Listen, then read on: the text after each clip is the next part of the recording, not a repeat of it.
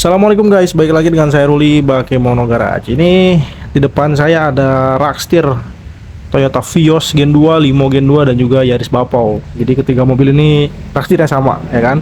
Dan ini ada Rockstir yang sering rusak. Dari semua generasi Vios nih cuma Rockstir ini doang yang cepat rusak, nggak tahu kenapa, ya kan?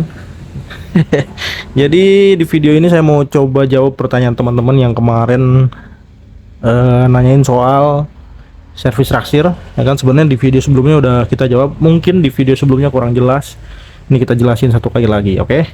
Jadi simpelnya Rockstir itu kalau udah rusak kayak gini diganti baru, ya kan, udah selesai masalah. Cuman ada beberapa teman-teman yang memang nanyain apakah Rockstir itu bisa diservis apa enggak. Nah, kita jelasin ya. Jadi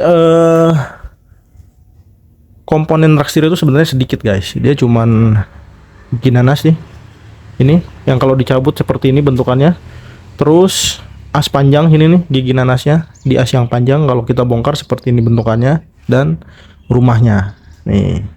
Nah, jadi untuk servis Rockstir itu kebanyakan di bagian bushingnya sebelah sini. Nah, ciri-ciri bos Rockstir yang rusak itu kalau kita ngelewatin jalan yang kasar, ya kan, dia bunyi gitu kan. Nah, di bagian sininya itu oblak guys. Sebentar, saya ambil dulu. Nah, di bagian sininya tuh oblak. Nih, di bagian sininya itu oblak guys. Ntar kita deketin dulu ya. Nah, di bagian sini tuh udah oblak guys. Jadi ini tuh bagian luarnya itu penguncinya, dan di dalam itu ada semacam kayak bushing. Coba dong penyenakin bushing Rockstir.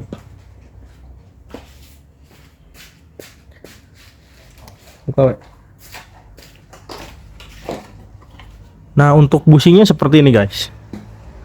Ini bushing original, ya kan. Ini banyak juga KW-nya yang kayak gini. Nah, bushing itu dipasang di dalam sini guys. Ini dicopot dulu, baru dipasang, terus ininya dipasang balik. Nah, kalau kita pakai bushing yang KW, otomatis ya cepat rusak, ya kan. Mungkin nggak ada hitungan sebulan atau 2 bulan dia biasanya udah bunyi lagi. Terus si barang ini nih, si bushing Rockstir ini sebenarnya ada substitusinya. Dia bisa pakai, banyak yang bilang teflon, ya sebenarnya itu bukan teflon. Itu kayak buat kabel fiber optik. Jadi si plastiknya itu tebel banget dan kuat seperti itu. Nah, jadi kayak gitu ya guys untuk penggantian si bushing Rockstir. Untuk komponen lainnya seperti bearing bambu di dalam sini tuh jarang rusak. Terus apa lagi ya? Ya udah cuma itu aja komponennya. Komponen yang bisa diganti cuma itu aja, ya kan? Nah, kalau apa namanya? Kalau bushingnya ini kena, ya si bushing ini, ya, itu ciri-cirinya nih, ketika posisi seperti ini, kita goyang-goyang aja, dia bunyi dek dek dek dek gitu kan. Jadi nggak presisi guys. Dia ada longgar dikit. Nah, itu biasanya bushingnya yang rusak gitu. Nah, kalau misalnya kerusakannya dari sini, dari area sini, otomatis nggak bisa diservis. Ini kalau mau bener harus diganti baru guys gitu. Karena kan ini posisinya gini ya. Nah, karena kan di area sini tuh ini paten semua, nggak ada bushing-bushingan, nggak ada segala macam. Jadi ini rumahnya mati nih. Jadi kalau sebelah sini longgar, ya kan, kita goyang-goyang longgar, ini otomatis satu bundel sama ini harus diganti. Serumah-rumahannya harus diganti gitu. Oke. Terus juga kalau misalnya di bagian gigi nanas nih, di bagian gigi nanas yang ini, di bagian geriginya dia udah kemakan udah kemakan setengah gitu, atau ya udah rusak, udah rompal. Nah, itu harus diganti guys. Nah, ininya nih.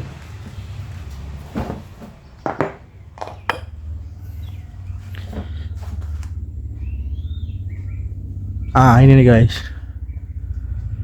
Ini adalah contoh gigi nanas untuk Rockstir yang itu tuh. Nih, ini masih bagus, ya kan. Cuman ini rumahnya udah oblak.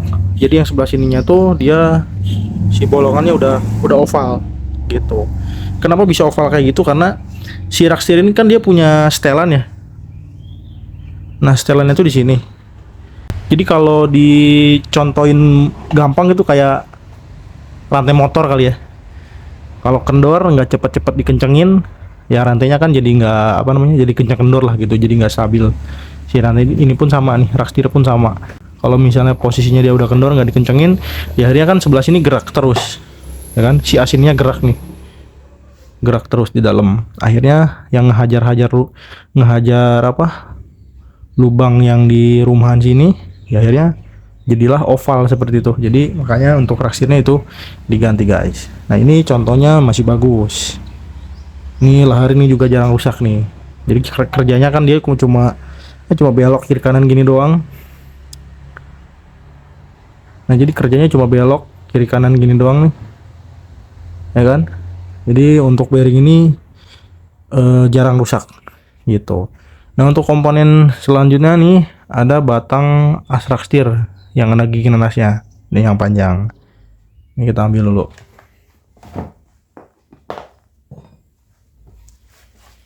Nih. Nah untuk batang as Rakstir ini sama guys, penyakitnya kalau misalnya di bagian gerigi sininya nggak apa namanya, nggak rompal ya kan, ini masih bisa dipakai. Contohnya seperti ini masih kayaknya masih oke deh. Ada deh kemakan, ya kan?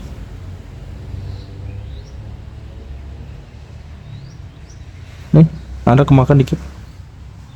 Nah ini udah nggak bisa dipakai guys kalau kemakan kayak gini. Jadi kalau misalnya penyakitnya dari as ini, as yang panjang ya kan, terus dari as kecil, terus dari rumah ininya, itu nggak bisa diservis.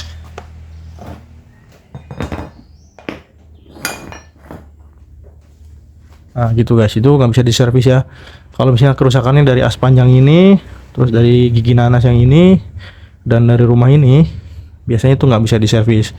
Cuma mungkin kalau sama mekanik Pakistan beda lagi, bisa mungkin diservis ya. Cuman kalau di Indonesia, ya kalau di Indonesia mungkin sedikit susah lah untuk nyervis gigi yang kayak begini, ya kan? Nah jadi kalau misalnya kerusakannya dari bos-bosan dari sini ya nih, ini atau dari sini, itu bisa apa namanya? Bisa diservis guys gitu, oke? Jadi kalau kita beli baru biasanya satu bundel seperti ini. Jadi Rakstir SI dia dapat tie rod dan juga rak end, udah satu set gitu. Terus untuk unit Rakstir yang barunya biasanya kita pakai aftermarket merek Hackers atau juga LKS, sama aja, sama-sama bagus ya kan. Jadi dia biasanya udah satu set, harganya under 2 jutaan lah. Nah selain pakai part aftermarket yang tadi atau part KW yang tadi, kita juga kadang pakai copotan dari mobil-mobil ex Singapura apa ex Jepang yang kondisinya masih bagus, 80% 90%an lah. Itu harganya sama 2 jutaan juga. Nah untuk Rakstir yang original baru itu harganya 8 juta sampai 9 jutaan guys. Jadi untuk part ori ini bener-bener harganya lumayan mahal dan ya bikin kaget lah gitu, oke. Jadi untuk jasa servis Rakstir sendiri biasanya tergantung bengkel. Ada yang 600, 700, 800, 900 sampai sejutaan itu. Tapi sebelum kita servis Rakstir ya kan, alangkah baiknya dicek dulu kondisi fisiknya seperti ini nih. Diturunin aja dulu Rakstirnya, baru dicek ya kan. Karena sayang juga kalau misalnya kita udah keluar duit buat servis Rakstir, taruhlah 700-800 ribu ya kan, tapi nggak awet, ya akhirnya ngebuang duit tuh yang 700 ribu, kita jajan sia-sia. Akhirnya kita beli part baru atau akhirnya kita balik lagi ke bengkel untuk servis lagi atau ganti Rakstir baru, jadi jajan 2 kali gitu. Jadi saran dari saya, kalau misalnya Rakstirnya masih memungkinkan untuk diservis dan kerusakannya coba di bagian bushingnya aja, itu bisa diservis dan kemungkinan hasilnya bakal awet. Tergantung tadi kita pakai bushing yang original apa bushing bahan dari teflon atau buat kabel fiber optik. Tapi kalau kerusakan Rakstirnya di sebelah sini, itu sebaiknya jangan diservis karena kemungkinan ya hasilnya nggak bakalan benar gitu. Oke guys, jadi segitu dulu aja video kali ini, semoga bermanfaat. Saya Ruli pamit, sampai jumpa di video berikutnya. Assalamualaikum warahmatullahi wabarakatuh.